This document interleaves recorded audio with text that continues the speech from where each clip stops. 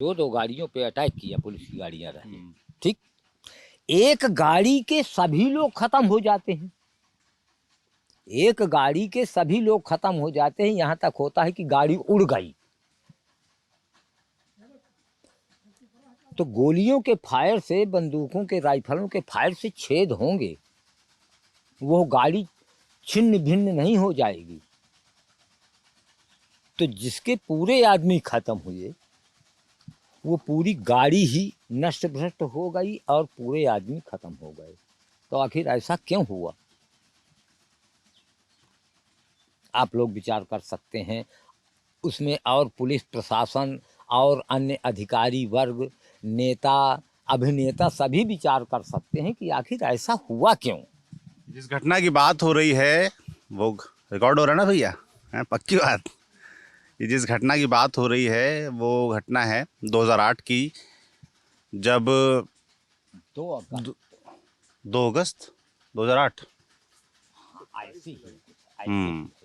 अच्छा, ये घटना है जब कथित तौर पर कहा जाता है कि ददुआ, जो बुंदेलखंड बांदा इस समय फिलहाल चित्रकूट में है, यहाँ का सबसे बड़ा डकैत था, वो उसका मुठभेड़ में पुलिस ने मार गिराया था, उसका बदला लिया था ठोकिया ने। उस घटना की बात हो रही थी।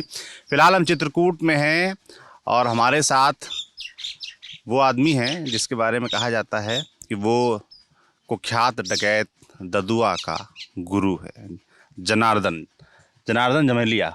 जी हाँ, जनार्दन सिंह पटेल जमेलिया। तो ये गांव का नाम जुड़ गया आपके साथ। हाँ हाँ। शुरू से शुरुआत करते हैं। ये जो आपके बारे में कहा जाता है कि आप ठोकिया ने आपको पितामह का दर्जा दिया और ददुआ के आप गुरु कहे जाते हैं। क्या कहानी है, कहाँ से शुरुआत होती है? हकीकत ये है कि हमारा परिवार भी खेती किसानी से जुड़ा हुआ और संपन्न परिवारों में रहा। ददुआ का भी घर परिवार खेती बाड़ी से, ददुआ भी संपन्न रहा। सीताराम भी अपने घर परिवार से संपन्न रहा। होता क्या है कि उस समय सन 70 में मैं इंटरमीडिएट की पढ़ाई कर रहा था कौशाम्बी इंटर कॉलेज मऊ में। उसी समय 5 दिसंबर 70 को हमारे बाबा श्री गौरी शंकर सिंह, हमारे पिता श्री जगदीश सिंह, हमारे चाचा श्री राम बालक सिंह, 3 का मर्डर हमारे विरोधियों ने, जो कि स्वजातीय थे, 3 का मर्डर एक साथ कर दिया 5 दिसंबर 70 को कर भी। किस बात के लिए मर्डर कर दिया? कुछ जगह ज़मीन का विवाद चल रहा था, तो उसी बात को लेकर के उन्होंने 3 हत्याएं कर दी। उसी समय से 5 दिसंबर 70 को जब ये 3 मर्डर हमारे घर के हो गए, तो मैंने ये निश्चित किया कि अब मुझे पढ़ाई लिखाई छोड़ देना है। मुझे अब जब तक मैं बदला नहीं चुका लूँगा तब तक मुझे चैन की नींद नहीं सोना है। अगर हम ऐसा नहीं करते हैं तो हमारा ये पीढ़ी दर पीढ़ी का जो स्वाभिमान रहा, पारिवारिक अपना मान सम्मान रहा अपने पूर्वजों का, ये सब कुछ ताक में रख जाएगा और सब नष्ट भ्रष्ट हो जाएगा। कोई कुछ नहीं कर पाएगा, जीना मुश्किल कर देंगे ये लोग। तो इस बात को लेकर के मैंने पढ़ाई लिखाई छोड़ दिया। और अब पढ़ाई लिखाई छोड़ने के बाद मुझको अपनी शक्ति जुटाना है कि मैं कैसे बदला ले पाऊँ, कैसे समाज में सर उठा के जी सकूँ। तो फिर मैंने सर्वप्रथम ददुआ को, सीताराम को तैयार किया। इनको बुलाता था अपने यहाँ, क्योंकि हमारे परिवार से पहले से जुड़े थे। मतलब आप कह रहे हैं कि आपने अपना बदला लेने के लिए ददुआ को अपने साथ शामिल किया, अपने साथ जोड़ा। क्या उम्र थी तब ददुआ की? ददुआ की उम्र उस समय रही होगी समथिंग 17 साल। 17 साल? ज़्यादा से ज़्यादा। हाँ, सीताराम की उम्र रही होगी लगभग 18 साल। अच्छा। हमारी उम्र थी उस समय, मान करके चलिए कि 20 उसके आसपास। अच्छा, 2-3 साल छोटे थे। हाँ, सभी मुझसे 2 साल 3 साल के छोटे थे। तो हमने फिर सर्वप्रथम इनको तैयार किया। इसके बाद फिर धीरे धीरे, चूँकि उस समय हमारे दुश्मन पार्टी के जो लोग थे वो सब जेल में रहे, किनसे लड़ा जाए, किनको मारा जाए, किससे हम बदला चुकाएं। तो ये मान ली कर चलिए कि सीताराम रहा, ददुआ रहा, 74 तक में फिर ये कामता बनना है, ढुंगुआ बनना है, और राजा रगौली है, तो सीवन निटौरा है, लंबी चौड़ी गैंग तैयार किया। इनको भी तैयार कर लिया हमने। इधर गया बाबा से अपने संबंध बन गए, खरदूषण भाई बागी रहा, खरदूषण भाई से भी अपने संबंध बन गए।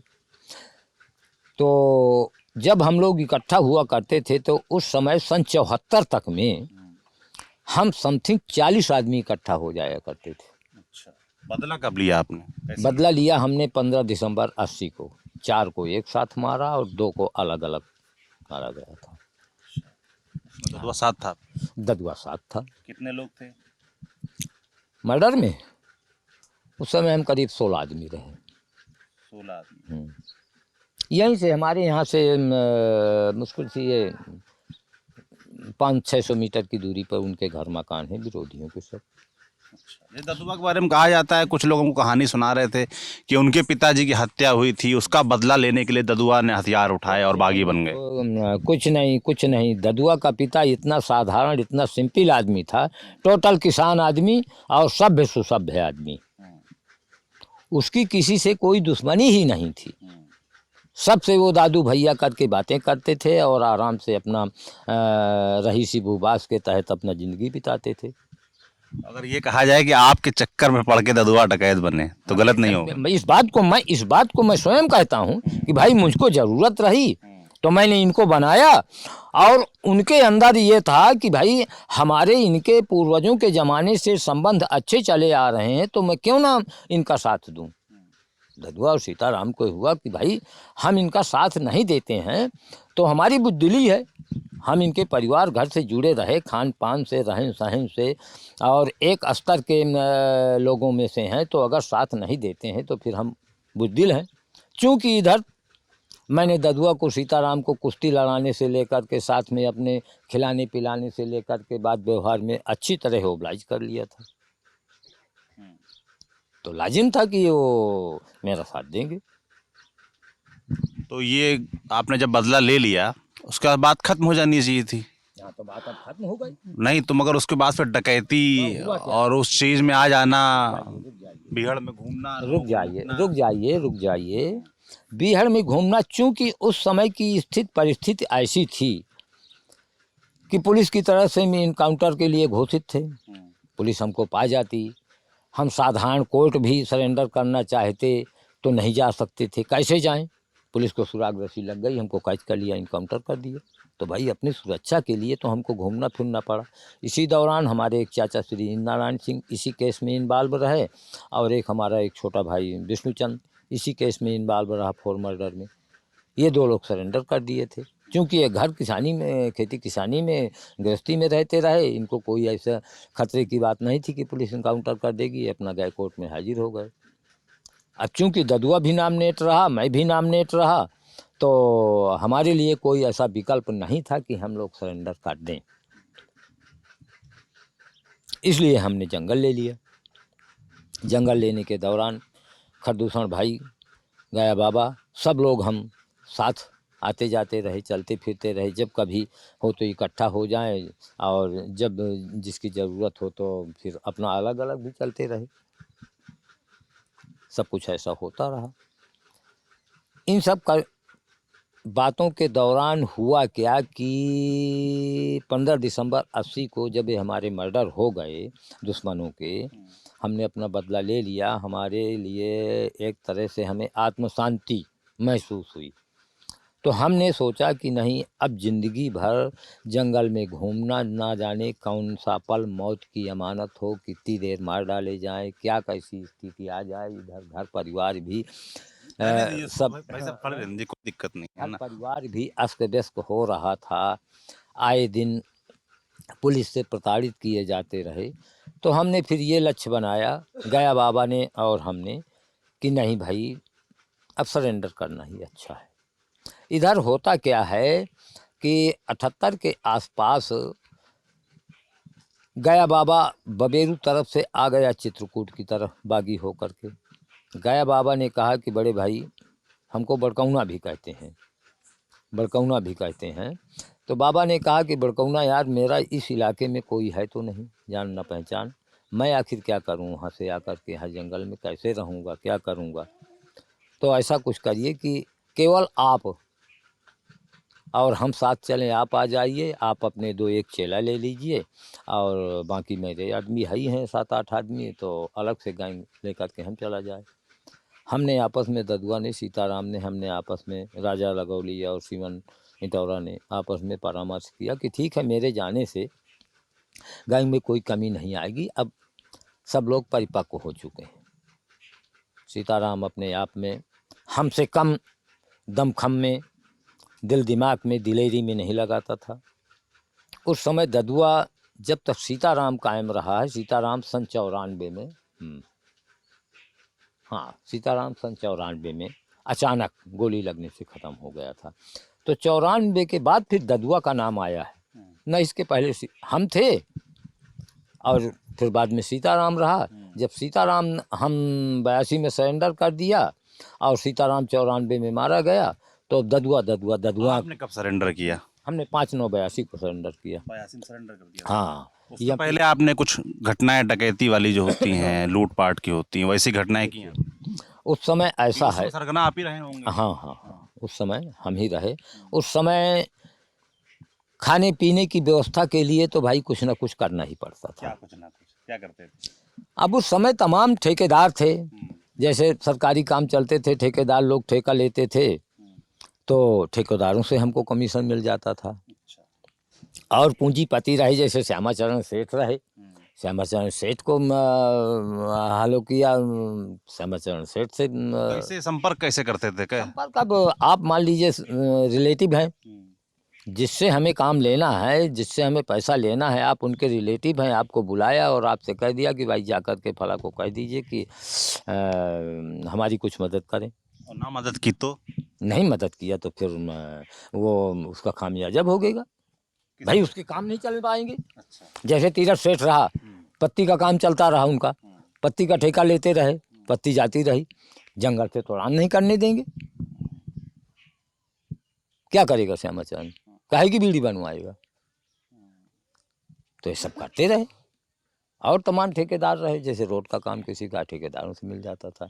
जब कभी ये होता था कि नहीं भाई नहीं से पूरा हो रहा है, तो फिर दूर दराज एमपी साइड कहीं ना कहीं फिर कुछ ना कुछ वारदात, डकैती वगैरह भी हो जाती थी, जिसको जाना जाता था कि नहीं इसके पास करोड़ की, 10 लाख 25 लाख करोड़ की संपत्ति है, उसके यहाँ पहुँचे और मान लीजिए उसका लूटपाट भी लाए 2-4 लाख का, तो उसका कुछ बिगड़ नहीं जाना। ऐसे जगहों में लूटपाट भी हो जाती थी, ऐसा नहीं था, लेकिन हम लोग पेशेवर नहीं थे लूटपाट। आज भी हम साधारण किसान हैं और इसके पहले भी साधारण किसान रहे। हमने कभी इकट्ठा करने को नहीं सोचा। जब हमने सरेंडर किया है 5/9/82 में, हकीकत आपसे बताएं तो हमारी पूरी कंपनी में मुश्किल से 4-6 लाख रुपया रहा होगा कंपनी में, और व्यक्तिगत रूप में तो हमने न घर को कभी कुछ कमा करके दिया, न और अपने पास कहीं अलग जोड़ करके रखा। आपने जब सरेंडर किया तब ददुआ ने क्यों नहीं किया? तब उसको भी करवा देते साथ? ददुआ, हकीकत ये है भाई साहब, डकैत जरूर हो बना, इतना बड़ा नाम उसका जरूर हो गया, लेकिन ददुआ आत्मबल का बहुत कमजोर था, निरक्षर था। सबसे बड़ी बात ये थी कि उस पर किसी पे विश्वास नहीं रहता था। विश्वास न करने का कारण वो अपने एक मूड का रहा है, अशिक्षित रहा। जब हमने सरेंडर की तैयारी की, ददुआ को बुलाया, राजा रगौली को बुलाया, सीवन को बुलाया, गया बाबा रहा, हम रहे, यानी जितना हमारा ग्रुप था एक दूसरे से संबंधित, समथिंग 40 आदमी उस समय हम इकट्ठा हुए। सब ने परामर्श किया आपस में। ठाकुर सूरजबान सिंह लमेटा कोई नहीं तैयार हुए, ठाकुर सूरजभान सिंह ने तो ये कहा कि नहीं, अभी तो 4 दिन पहले मेरा दुश्मन मारा गया, मैं कुछ दिन अब अपने क्षेत्र में रह कर के, ज़िले में रह कर के अपनी फिजा बनाऊंगा, कुछ न कुछ अपना असर दिखाऊंगा कि लोगों में मेरा भी कुछ वर्चस्व बने, तब सरेंडर करूंगा। और सरेंडर करने में हमें धोखा समझ में आता है। ठाकुर सूरजभान सिंह ने ऐसा कह दिया, ऐसा ही राजा रघोली ने कहा, ऐसा ही सिवन इटौरा ने कहा, ऐसा ही ददुआ ने भी कह दिया कि नहीं भाई, हमें इतना बड़ा विश्वास नहीं है शासन प्रशासन पे कि वो हमें बेइज्जत सरेंडर करवा लेंगे। हमें धोखा नज़र आता है। तो आपके साथ धोखा हुआ ना? किससे बात हुई पुलिस में? इस समय किससे बात हुई सरेंडर करने? रुकिए, अब इसकी बहुत बड़ी स्टोरी है, आपको बता ही दूं मैं। 82 में एमपी में दाऊ साहब अर्जुन सिंह मुख्यमंत्री थे। हम लोग अपनी भाषा में और अपने उनको सम्मान के तहत दाऊ साहब उस समय भी कहते थे, और आज नहीं रह गए हैं वो फिर भी हम दाऊ साहब ही कहते हैं। उस जमाने में 82 में ठाकुर प्रेम सिंह कोलौहा, जो कि बरौंधा में अपना पूरा टंडीला बना रखा था, 3 बार विधायक रहे। विधायक कार्यकाल में ही कांग्रेस के विधायक रहे। विधायक कार्यकाल में ही उनको शुगर से पीड़ित हुए, मर्ज से ग्रसित हो गए, उनका अचानक देहावसान हो गया। ठाकुर प्रेम सिंह ने हमको सरेंडर करने की सलाह दी, बात दी। ठाकुर प्रेम सिंह के दाऊ साहब के मुख्यमंत्री, तत्कालीन मुख्यमंत्री अर्जुन सिंह जी से अच्छे टर्म्स थे, उनके घरेलू व्यवहार थे, उनके पार्टी से भी वो जुड़े थे। तो उन्होंने ठाकुर प्रेम सिंह ने बात किया अर्जुन सिंह से। उन्होंने कहा नहीं, ठीक लाइए, जो भी आदमी है अपने उनको लाइए, सरेंडर करवाइए, और हम उनको उसी व्यवस्था और उसी सुरक्षा और उसी नियम कानून के तहत, जो कि सन 72 में पूजा बब्बा, माधव सिंह, मोहर सिंह आदि जिन लोगों ने आत्मसमर्पण किया था और जिस फैसिलिटीज के अंतर्गत उनको जेल में रखा गया था और शासन प्रशासन द्वारा जैसे उनको सुविधा दी गई थी, उन्हीं सुविधाओं के अंतर्गत आपके जो आदमी आ रहे हैं सरेंडर के लिए, हम उनको सरेंडर करवाएंगे और उनको जेल में रखेंगे। आप अकेले थे और लोग सरेंडर? नहीं, हम लोग 4 रहे। गया बाबा का छोटा भाई चंद्रशेखर सिंह, और एक गया मिश्रा, वो भी अछाह गांव के ही बबेरू के थे, और मैं जनार्दन सिंह। 4 लोगों ने आत्मसमर्पण किया था। तो फिर आपको जेल हुई? हम जेल गए। जेल में हम लगभग 5/9/82 के बाद 5/9/82 में मंझगंवा से हमने सरेंडर किया था। इसके बाद समथिंग 2 साल लगभग तो एमपी में रहे। नागौद जेल रहे, रीवा जेल रहे, जबलपुर जेल रहे, और इसके बाद फिर 4/7/84 को बांदा आए। बांदा में बहुत सारे केस रहे, उनसे फाइनल हुए। फिर एक केस हमारा फतेहपुर का था, मर्डर का, उसमें हम फतेहपुर चले गए। फतेहपुर से फिर बेल आउट हो गए। 20/7/89 को मैं बाहर हो गया। 89 मतलब 82 में गए। करीब 7 साल आप जेल? लगभग 7 साल। लौट के आए तब क्या? फिर तब तक ये जो ददुआ थे और जो आपका गैंग था, लौट के आए तो उनसे मुलाकात, बातचीत हुई? उनका हाँ, क्या मिले। ददुआ आया। उस समय ददुआ छा गया था। 89-90 में सीताराम और ददुआ अभी सीताराम का आगे नाम चल रहा है 89 में। हाँ, 89 में सीताराम का नाम चल रहा है, ददुआ पीछे है। जब मैं आया, हमारे यहाँ घर आए, हमसे मिले जुले, एक दूसरे से बड़े सम्मान से बातचीत हुई, खाना पीना किया उन्होंने। भैया बताइएगा कोई सेवा? कुछ नहीं। हमने कहा कुछ नहीं यार, क्या सेवा है, अब जेल से बाहर आ गए हैं, कैसों से निपट गए हैं, और तुम्हारी ज़िंदगी ऐसी है कि तुम तो अब तैयार नहीं हो रहे। अगर आज भी तुम चाहते हो कि हम सरेंडर करें तो हमारी लाइन बनी हुई है, हमारी लाइन बनी हुई है। अभी दाऊ साहब जिंदा हैं, ठाकुर प्रेम सिंह की वही लाइन है। आज भी आपको सरेंडर कराया जा सकता है, लेकिन तैयार हो। नहीं तैयार हुए। क्यों तैयार नहीं हुए? अविश्वास। अविश्वास। बताया ना आपसे कि ददुआ अशिक्षित था, उसके अंदर आत्मबल की कमी थी, किसी का वो विश्वास नहीं करता था। आत्मबल की कमी थी, फिर कहाँ से वो बल कहाँ से आता था कि वो इतनी बल हत्याएं, इतने वो मुकदमे, हाँ, इतनी हाँ, लूट, इतनी डकैत, उनके इतनी उनके फिरौती? लिए आप सुन लीजिए, उसका एक ही सूत्र था कि अगर मेरा कोई विरोध करता है तो उसको मैं एटॉन शूट कर दूंगा, जंगल नहीं छोड़ूंगा, हाथ से असलहा नहीं छोड़ूंगा। जो मेरे साथ 10 लोग हैं, इनका ही मुझे विश्वास है, इन पे ही मैं सब कुछ। तो वो पढ़ा लिखा जरूर नहीं था, लेकिन उसके अंदर एक ही सूत्र था कि वो ऐसे लोगों को अपने साथ रखता था जो कि स्वयं दुश्मनी वाले रहते थे, परिस्थिति जन्य रहते थे। तो ये होता था कि नहीं, ये अब मेरा साथ छोड़ करके जाएंगे ही नहीं। भाई, उनका भी मर्डर करवा दिया दुश्मनों का।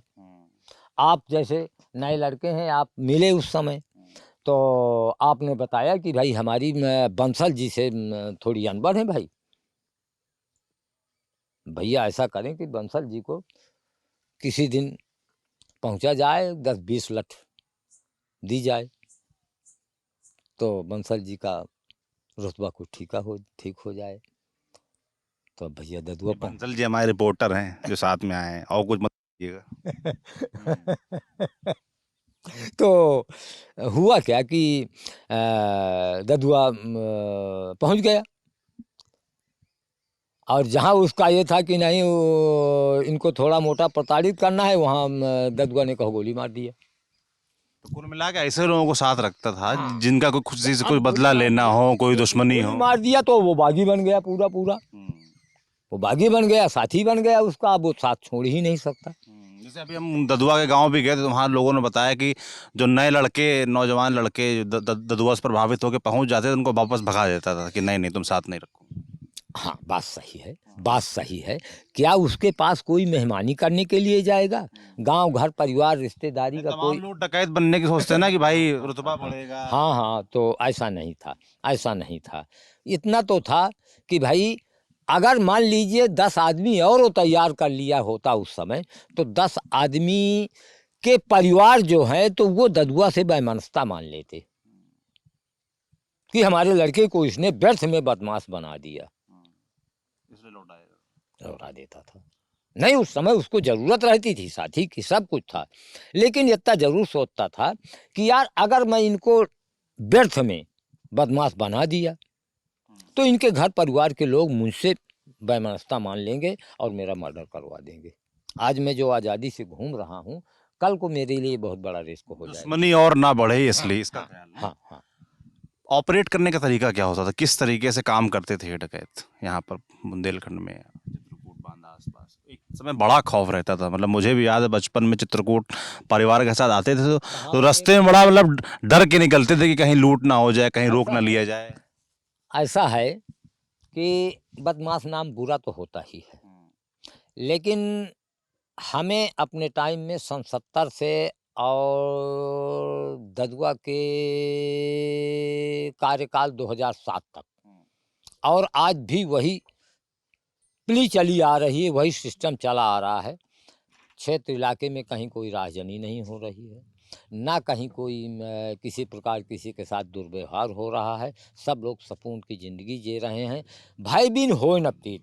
भय के लिए जैसे अब कहीं किसी से दुश्मनी है कुछ, तो ऐसा कांड कर दिया गया कि दिन दहाड़े लूटपाट कर ली गई, दिन दहाड़े 1-2 मर्डर कर दिए गए, तो उससे क्षेत्र में हवा बन गई, भय व्याप्त हो गया। तो वही एक जगह की कहानी 10 जगह काम करती थी, पूरे समाज में काम करती थी। अन्यथा ददुआ ने ना किसी को रास्ते चलते एक चाटा मारा है, ना किसी को राजनी किया है, लूटा पाटा है, ना किसी की बहन बेटी छेड़ा है। ऐसा कुछ नहीं था। हवा बन गई, नाम बन गया डकैत डकैत डकैत। तो भाई डकैत तो है ही है, वो जंगल लिए है। हथियार कहाँ से आता था?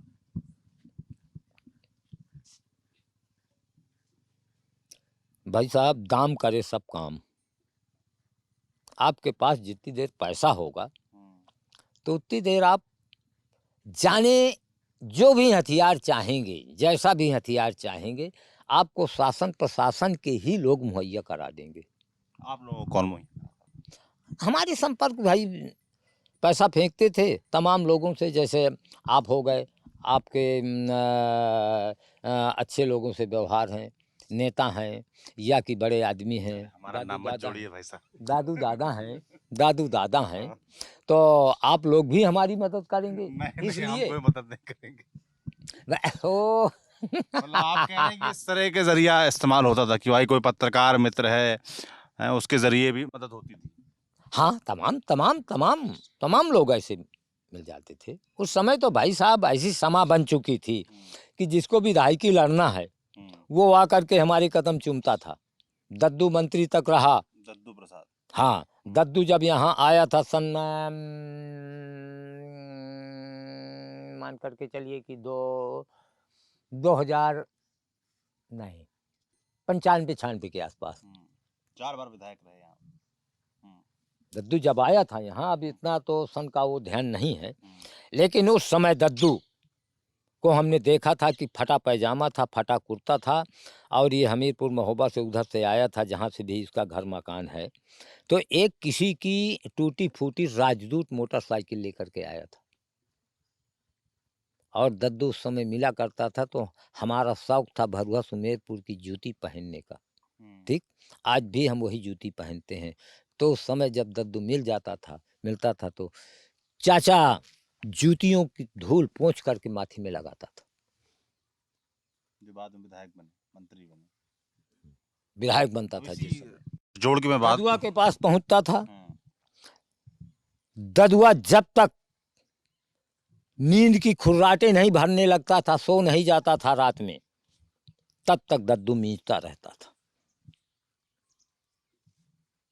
ददुआ की नींद अचानक खुली, अरे यार दद्दू सोने दे, चल तो, अरे भाई अब सो ले हूं फिर। इसलिए वो अड़ियलपना करता था अपने उस पे कि ददुआ ने वही उसको पूरी पूरी मदद का आश्वासन नहीं दिया।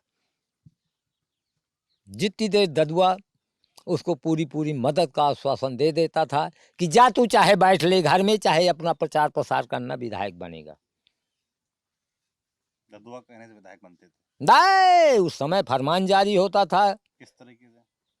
कि वोट पड़ेगी हाथी में, नहीं गोली लगेगी छाती में, लाश मिलेगी घाटी में। अच्छा, फरमान जारी होता था। खौफ के नाम पर वोट लेते थे। लेकर के प्रधानी से लेकर के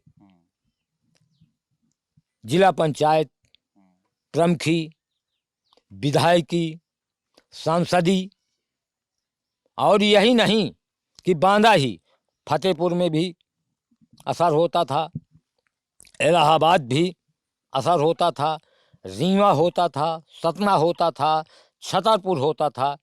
चूंकि स्वजातीय नाम से, पटेल जात के नाम से ददुआ मसीहा जाना जाने लगा था। मसीहा क्यों? कि भाई हमारी जात में कम से कम ददुआ एक ऐसा है कि नामोर व्यक्ति है, उसका इतना बड़ा प्रभाव है कि राजनीति पे भी वो छा गया, समाज में भी छा गया, उसकी नेकी समाज में छा गई। तो लोग ददुआ के नाम पे इतना प्रभावित हो जाते थे। और कुर्मिलाबी ऐसा नहीं है, चाहे जिस भी डिस्ट्रिक्ट में देखा जाए यूपी में, तो कुर्मियों की संख्या हो सकता है कि किसी जिले कम हो, अन्यथा अन्य समुदाय के बराबर कुर्मियों की संख्या तो हर डिस्ट्रिक्ट में होगी। तो इतनी देर ददुआ जुड़ जाता था, तो ददुआ के नाम पे जहां भी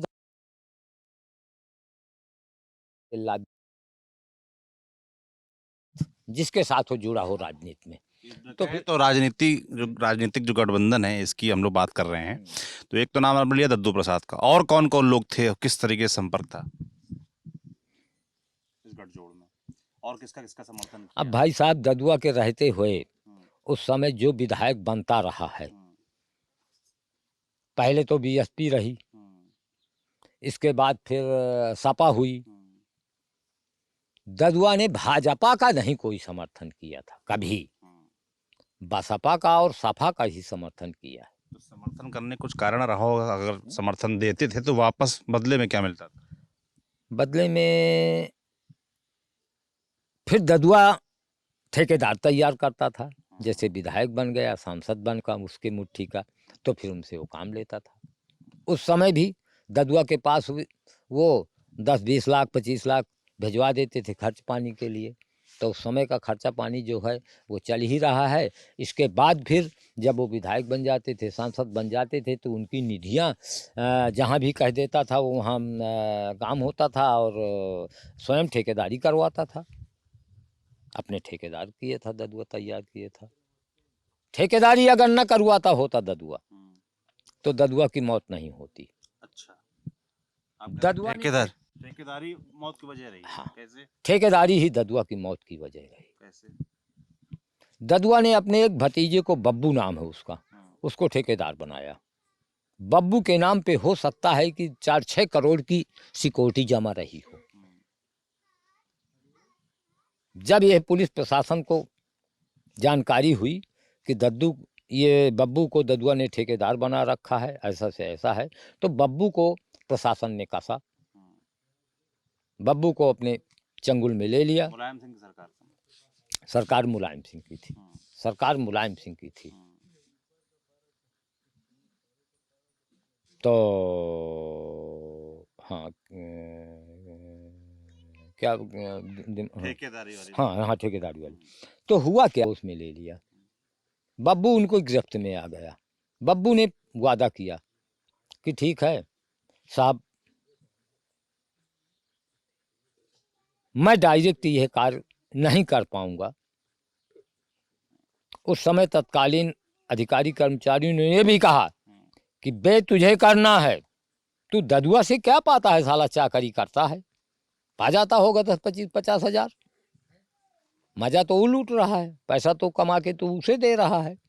ले हमसे ले 10 लाख, 20 लाख ले, लेकिन ददुआ को दे, जिंदा या मुर्दा, ये तेरी जवाबदारी है। बब्बू ने वादा किया कि साहब ये काम मैं स्वयं नहीं कर पाऊंगा, कि मेरे द्वारा स्वयं हो जाए, लेकिन इस काम के लिए मैं आपको लाइन देता हूं। तो चूंकि बब्बू का उस समय मुनीम था अरविंद मौर्य, अरविंद मौर्य को बब्बू ने अपना मुनीम बना रखा। वो मुनीम ही जितनी देर ददुआ को पैसे की जरूरत होती थी, तो ददुआ को पैसा देने मुनीम ही जाता था।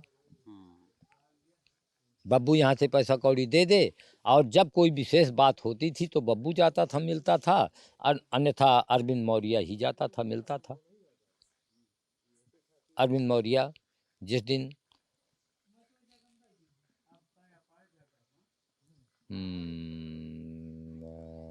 22/7, हाँ 22/7 दिन रविवार को 9:15 बजे ददुआ का मर्डर होता है। 22 जुलाई हाँ, 2007। 21 जुलाई को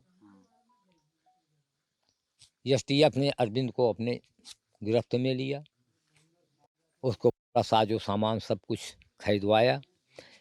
फोन सर्विलांस में लगे थे ददुआ के। एक चड्ढी की जरूरत होती थी तो ददुआ फोन कर देता था अरविंद को, तो अरविंद लेके पहुंच जाता था। आए दिन, हर दूसरे दिन तीसरे दिन किसी को मंजन की जरूरत है, किसी को चड्ढी, किसी को तहम, रहते बिहार में थे हमेशा ददुआ। जंगल उसकी सबसे बड़ी पॉलिसी ये थी कि मुझे जंगल नहीं छोड़ना। तमाम किंवदंती कही जाती है कि ददुआ अपनी बेटी की शादी में गया, ददुआ कबराहा मंदिर का उद्घाटन हुआ, मंदिर में गया। ददुआ कहीं नहीं गया। ददुआ ने जंगल नहीं छोड़ा और अपने हाथ से असलाह नहीं छोड़ा। सबसे बड़ी पॉलिसी उसकी बागी जीवन की यही रही है। तो जो मुनीम था उसने, हाँ, तो मुनीम को क्या नाम से पुलिस ने गिरफ्त में लिया, और बैग में पूरा सा सामान सब खरीदवा करके भरा, और उसके नीचे वो अपना रिमोट बम फिट कर दिया। अरविंद जाता है, चूंकि उस समय राधे और ददुआ दोनों साथ ही थे। यद्यपि राधे अलग टुकड़ी लेकर के चलता था 10-12 आदमियों की, और 16-18 आदमियों की टुकड़ी लेकर के ददुआ अलग चलता था। लेकिन उस दिन, एक दिन पूर्व में ये लोग दोनों इकट्ठा हो गए थे। सुबह छोटा पटेल जो कि राधे उर्फ सूबेदार का चेला था, मूल रूप से ददुआ का भी कहा जाता था, लेकिन बनाया था उसको राधे ने। तो छोटा पटेल को भी इन्हीं के पास आ जाना था, वहीं जहाँ पे ये ददुआ का मर्डर होता है, क्या बोलते हैं उसको, उमराहन क्या है, हाँ कुछ ऐसे स्थान का नाम बोलते हैं। तो वहाँ पे सुबह उसको भी आ जाना था, लेकिन जरिए सर्विलांस के और मोबाइल के तहत उस समय अमिताभ यश जो कि एसटीएफ के संचालक थे, अधिकारी थे, इतनी बड़ी अच्छी योजना उन्होंने बना रखी थी कि एक ही दिन में इन गैंगों का उन्होंने सफाया करने का तय किया था। रात्र में लगभग 2 बजे, 21-22 की रात्रि लगभग 2 बजे छोटा पटेल का मर्डर हो जाता है। गैंग के ही द्वारा, किसी गैंग को उन्होंने मिलाया, गैंग के सदस्यों को, और गैंग के ही द्वारा छोटा पटेल का मर्डर हो जाता है। इधर 9:15 बजे अरविंद बैग लेकर के पहुंचता है और ददुआ के पास रखता है बैग। तो ददुआ के पास से बैग लेकर के अंगद खोलने लगता है, देखता है। देखने के ही दौरान अरविंद का फ़ोन आता है, कोई पूरी सेटिंग रही तो थोड़ा सा उठ करके बात करने लगता है। बात करते करते 4 कदम चला जाता है। इसके बाद कहता है कि भैया पेशाब कर लूँ, और 4 कदम चला जाता है। जंगल था ही, तो बस वहीं से 10 कदम के अंतराल में रिमोट दबाया, इधर बम ब्लास्ट हो गया। बम ब्लास्ट में केवल अंगद ही मूल रूप से छत बिछत हुआ था, शरीर से इंजर्ड हुआ था, ख़त्म हो गया था, यहाँ तक शरीर उसका चिथड़ा हो गया था। बकिया सभी लोग, कोई भी उस समय ख़त्म नहीं हुए थे। सभी लोग, कोई आँखों से इंजर्ड हुआ, कोई कान से इंजर्ड हुआ, कोई हाथ पैर से इंजर्ड हुआ, बारूद के धमाके से, और उससे सब लोग इंजर्ड हो गए थे, लेकिन मरा कोई नहीं था। मरा था केवल अंगद। जब यह बम ब्लास्ट होता है, धमाका होता है, तो फिर पुलिस लगी ही थी। पुलिस लगी ही थी।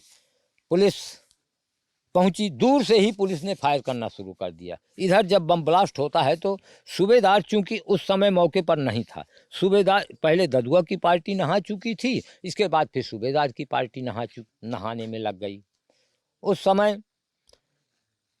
सूबेदार ने ही बताया कि दाढ़ी बनाने के लिए साबुन लगा रहा था दाढ़ी में, जिस समय बम ब्लास्ट हो गया। सूबेदार राधे ददुआ नहा धो करके आया है और तहमत पहना है और शर्ट पहन लिया है, अगरबत्ती जलाई है।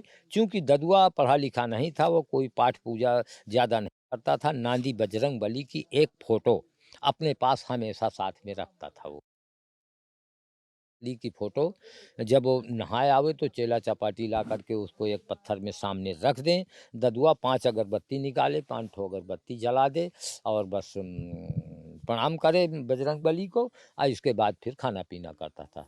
बगैर नहाए धोए कुछ भी नहीं खाता पीता था। खाने पीने में उसका शौक था, चना भिगोआ करके रखता था, तो चने ही अक्सर खाया करता था। तो जिस समय ये बम ब्लास्ट होता है तो ददुआ एक एक चना ऐसे ऐसे एक एक चना खा रहा था। उसी समय ये बम ब्लास्ट होता है। जब बम ब्लास्ट हुआ तो राधे, चूंकि 25-30 कदम की दूरी पर राधे नहा रहा था, वहाँ से तुरंत दौड़ के आता है, देखता है कि क्या है कैसे हुआ, क्या कैसे हुआ। तो अरविंद तो भाग जाता है। इधर पुलिस लगी है तो अरविंद पुलिस के पास पहुँच जाता है। इधर ददुआ सूबेदार पहुँचता है। तो सूबेदार जब पहुँचा तो कई लोगों ने, जैसे दुलारे कंठीपुर का मारा गया, एक बाबा करके था साथी, वो मारा गया, और चलवा रहा। तो कई लोग कहते हैं कि भैया मुझे बचा लो, भैया मुँह बचा लिया, भैया मुँह को बचा लिया कहते हैं, लेकिन अब भैया राधे किसको किसको बचावे। चूंकि चलवा इंजर्ड हो गया था तो उसका सगा भाई साथ में रजुआ भी रहता रहा है। तो रजुआ सूबेदार के साथ नहा धो रहा था, तो रजुआ स्वस्थ रहा तो रजुआ अपने भाई चलवा को किसी तरह से धर पकड़ करके ले गए जंगल में। इधर राधे ने तुरंत क्या नाम से असलहे वसलहे इकट्ठा करवाए, समेटे, जो 7-8 लोगों के रहे वो असलहे लिए, जो कामयाब रहे, जो असलहे छत बिछत, जैसे ददुआ का असलहा छत बिछत हो गया था और लोगों के असलहे 2-3 छत बिछत हो गए थे, उनको छोड़ा, जो अच्छे रहे उनको उठाया। और ददुआ को भी राधे ने किसी तरह से कंधा दिया और मुश्किल से 200 मीटर करीब ले गया जंगल में। इधर पुलिस पहुंच गई, गोली चलने लगी। तो उस समय राधे की ही बताई बातें मुझे आज भी मेरे दिमाग में हैं कि उसके बाद में बच गए थे वो। हाँ, राधे बच गया। राधे भाई बाद में पहुंचता है, वो नहा रहा था, ददुआ की ही पार्टी रही, राधे की पार्टी नहा रही थी। हाँ, तो आपको पूरी कहानी। हाँ, राधे ने हमसे पूरी कहानी बताई। तो उसके बाद ददुआ फिर ददुआ बताता हूँ। तो राधे ददुआ को कंधा दे करके किसी हद तक 200 मीटर ले जाता है। उस समय ददुआ का सेंस काम करता था, कानों से भ्रष्ट हो गया था, लेकिन थोड़ा थोड़ा सुनाई पड़ा ददुआ को। आंखें ददुआ की भ्रष्ट हो गई थी, आंखों से नहीं दिख रहा था। हुआ क्या कि जब कुछ आवाज़ ददुआ के कान में पड़ी तो ददुआ ने राधे से कहा कि भाई, राधे को ददुआ भाई कहा करता था और राधे ददुआ को भैया कहा करता था। तो ददुआ ने कहा कि भाई, गोली चल रही है क्या? राधे ने कहा कि हाँ भैया, पुलिस पहुंच गई, गोली चल रही है। ददुआ ने उस समय कहा है कि यार देख भाई, तुम लोग भी मारे जाओगे मेरे मुंह में, अब मुझको गोली मार दे, तू निकल जा। राधे ने कहा कि भैया, मैं यह कार्य नहीं कर पाऊंगा। तब ददुआ ने अपने गले की जंजीर उतारी, हाथों की अंगूठियां उतारी और राधे को दिया कि ले और जा, अब मुझे जो कुछ होगा वो होगा। ददुआ को छोड़ के चले जाते हैं। इधर पुलिस पहुंचती है तो ददुआ को गोली मार देती है और लोग जो मौके में जिंदा रहे उनको सबको गोली मार दिया। चलवा चूंकि वो भी इंजर्ड था, लेकिन उसका सगा भाई था रजुआ साथ में, वो किस तरह उसको बचा के ले गया।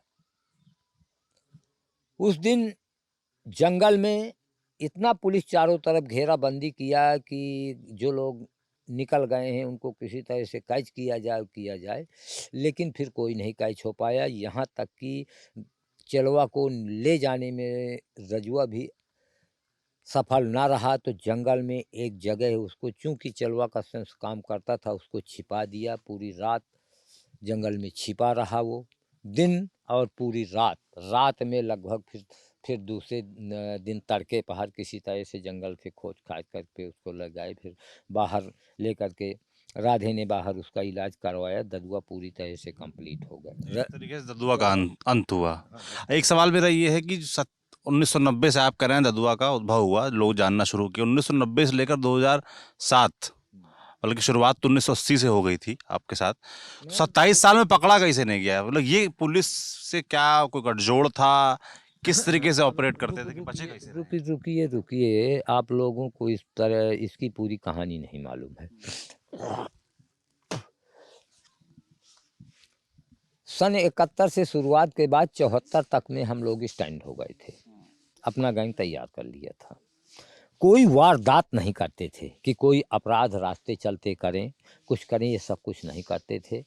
हकीकत ये है कि हमको असलहे की ज़रूरत होती, कारतूस की ज़रूरत होती थी तो घर से सोना चांदी बेच करके हम लोग मंगा लेते थे, लेकिन कोई अपराध डकैती सकैती नहीं करते थे। उसी समय होता क्या है भाई साहब, 26 अगस्त सन 74 को नाथूराम चंदेल बछरन इंटर कॉलेज के संस्थापक, उन्हीं के नाम से आज कॉलेज जो चल रहा है, वो बहुत ही ऑनेस्ट आदमी, बहुत ही सामाजिक आदमी और अच्छे राजनीतिक लोगों में से थे। विरोधियों ने गांव के उनका मर्डर करा दिया। चूंकि वो रिश्ते में हमारे फूफा थे, हमने उनके मर्डर के बदले में 1 का बदला 4 का संकल्प लिया।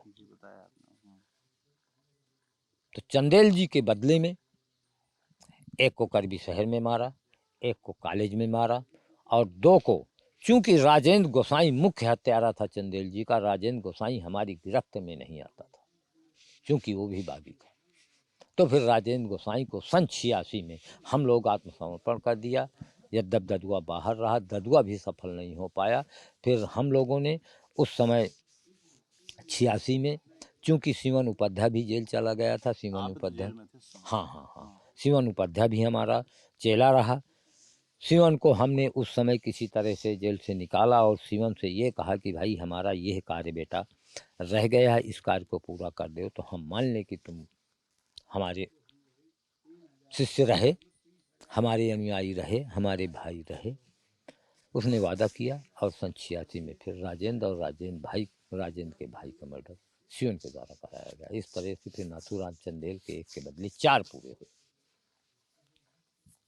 होता क्या है कि उस समय चूंकि मनचली होती ही थी, कुछ न कुछ गैंग बना करके घूमना है, असलहे लेकर के घूमना है, तो लोगों की नज़र में खटकते रहे। कुछ न कुछ विरोधी लोग भी रहते रहे, इधर उधर से शिकायत करें कहीं को। लोग हमको बता रहे थे कि यहाँ हर गांव के बाहर एक ददुआ को जहाँ रुकना होता था वहाँ एक आदमी खड़ा रहता था और पहले से ही पूरा बता दिया जाता था कि यहाँ रुकेंगे, क्या करेंगे। ऐसा है, जैसे गैंग आता है और ये है कि आज हमको बसिला गांव में रुकना है। चूँकि बसिला गांव पड़ोसी गांव है, स्वजातीय गांव है, वहाँ तमाम लोगों से संबंध है, तो ददुआ जिस घर में उसको रुकना होता था तो उनको पहले से कह देता था कि भाई आज मैं आ जाऊँगा, खाने पीने की व्यवस्था रखना, और हो सकता है कि रुकूं भी, हो सकता है कि रुकूं भी। सस्पेंस में रखता था, क्लियर कट बात नहीं करता था। उस समय का वसूल ये था कि खाना तो आपके यहाँ खा लिया जाएगा जहाँ कह दिया है, लेकिन सोने के लिए फिर अन्यत्र गुप्त जगह अपनी सेट किए हुए हैं। खाना खाया और अन्यत्र जगह में निकल गया और वहाँ वो फिर रात भर सोया। कुछ लोग बता रहे थे कि जहाँ जिस जिस क्षेत्र में रहता था वहाँ के थाने में भी पैसा पहुँचा देता था, कि थाने पुलिस से भी सिस्टम संपर्क रहता था। ऐसा है, हाँ। थाने में भी मानव ही सिपाही होते हैं, मानव ही थानेदार होते हैं। कहीं ना कहीं से कोई ना कोई किसी के जरिए जुड़ा होता है। भाई हमको रायपुरा थाने में रहना है तो थाने की पुलिस को तो हमको ज़रूर ओबलाइज करके रखना होगा। थाने में उस समय थानेदार ये कहा करते थे कि ठीक है भाई, अपना रह ले इलाके में रह ले, कहीं भी रह ले, हमें कोई मतलब नहीं है, लेकिन हमारे इलाके में जुर्म जराइम कोई मत करना। तो पहली बात तो ये सूझ हुआ करती थी, कोई जुर्म जराइम नहीं होता था जिस इलाके में हमको रहना है, इससे पुलिस ओबलाइज रहती रही। अब फिर कहीं ना कहीं से कोई ना कोई किसी की बेस पे, कोई रिश्ते से कैसे ना कोई जुड़ा हुआ है, तो इतना वो ज़रूर रिस्पांस देता कि यार चलो, अगर हमारे इलाके में कोई जुर्म जराइम नहीं होता तो बना रहे बदमाश, हमें क्या लेना देना। इस तरीके से पुलिस का गठजोड़ रहता था, अंडरस्टैंडिंग आपसी। राजनीतिक आपने बताया किस तरीके से गठजोड़ रहता था कि हम सपोर्ट देंगे, तुम बदले में ठेकेदारी और ये, और इस तरीके से किस तरीके से अंत हुआ। आप भी क्योंकि डकैत रहे, एक्स डकैत हैं आप। उसके बाद जीवन बदला आपका, किस तरीके से जीवन बदला आपने, किस तरीके से सरवाइव किया। भाई ऐसा है, 82 में सरेंडर करने के बाद हम लोग जब 89 में बाहर आए तो अपने जो दुश्मन मारे गए थे उनके लड़के बच्चे भी सयाने हो चुके। हमको सतर्कता से तो रहना ही पड़ता था। 2 साल 3 साल तक कुछ न कुछ और केस रह गए थे, फतेहपुर के हैं, बांदा के हैं, चित्रकूट के हैं, तो उनकी पैरवी करने में समय लग गया। हम सेफ साइड रहते, घर में कम रहा करते थे, अक्सर बाहर ही रहते थे। जैसे कि मैंने बताया कि मैंने अतर्रा अपना अड्डा लाला भाई घनश्याम के यहाँ बना रखा था। करबी में हमारे पारिवारिक मंगराही के हैं, उनका घर मकान था, वहाँ रह लेता था। इस तरह से घर में बहुत कम रहा करता था। स्थिति ऐसी बनी कि सन 95-95 के आसपास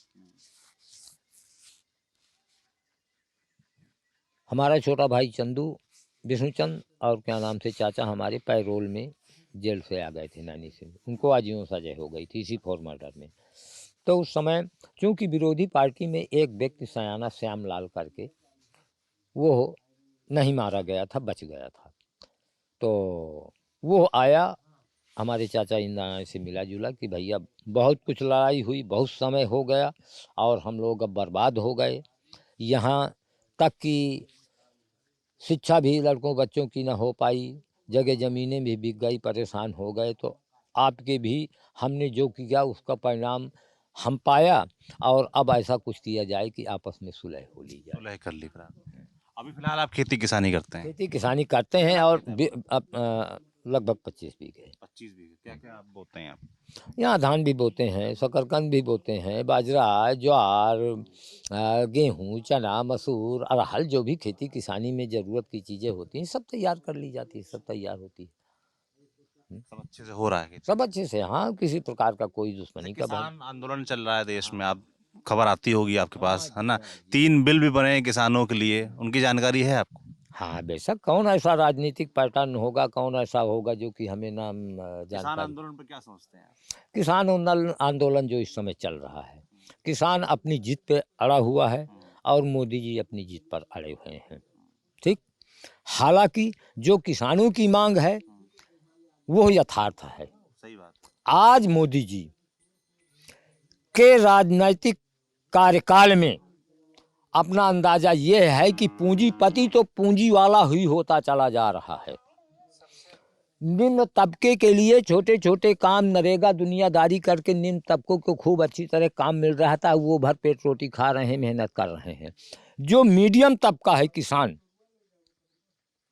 किसान मजदूरी करने में शर्मिंदा हो रहा है कि मैं नरेगा में काम करने जाऊंगा तो मेरी पोजीशन खराब होगी, तो ये कर नहीं पा रहा है।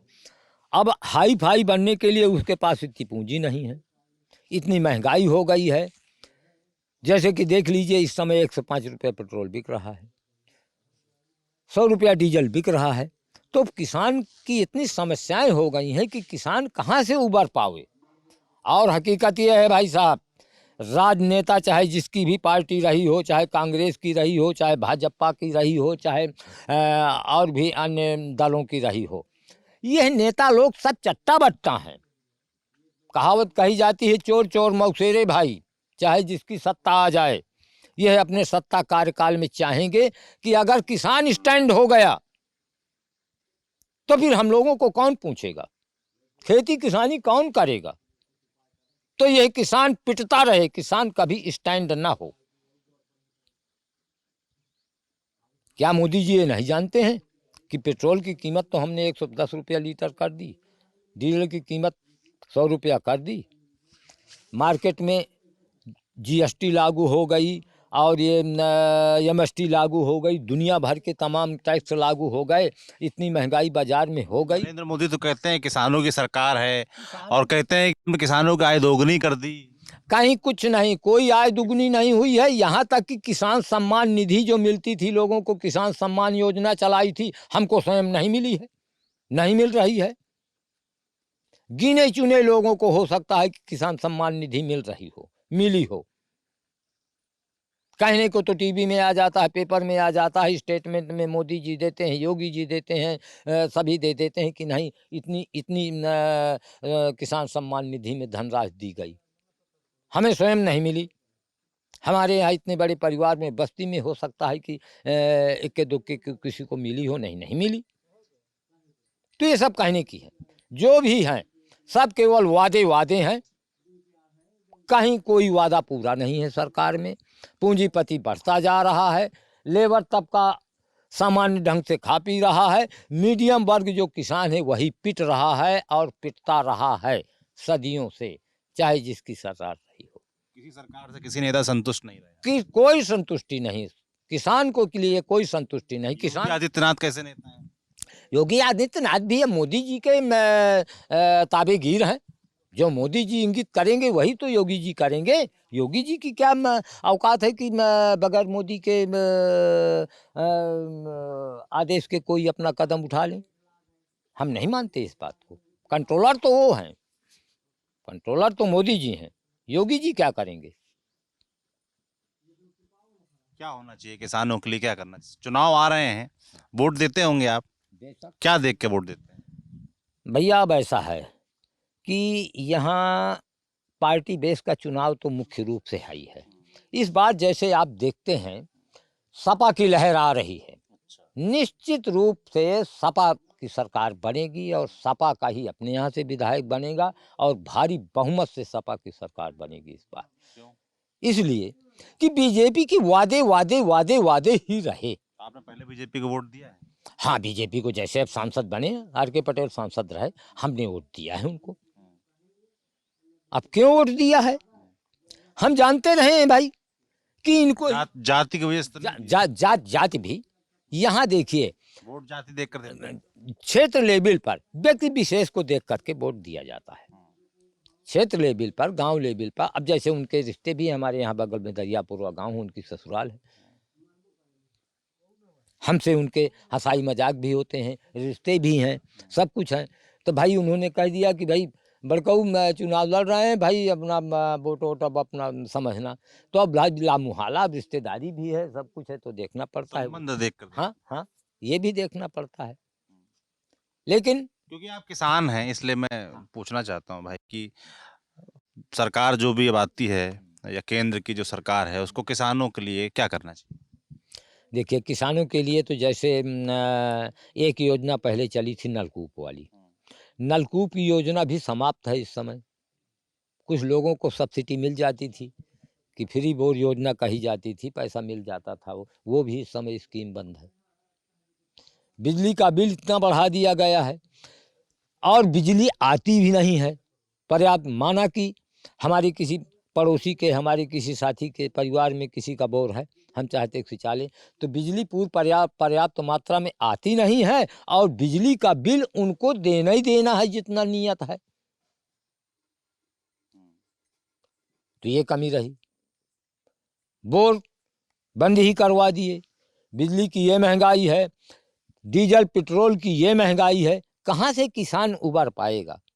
किसान का गल्ला क्यों नहीं 80 रुपया किलो गेहूं कर दिया जाता? कर दे मोदी जी इस बात की घोषणा। भाई सोना चांदी तो कोई नहीं खाता, हीरा जवाहिरात तो कोई नहीं खाता, खाता किसाने की कमाई है, गल्ला ही है, चाहे जितना बड़ा पूंजीपति हो। और हम ये जानते हैं कि पूंजी किसी का साथ देने वाली नहीं है।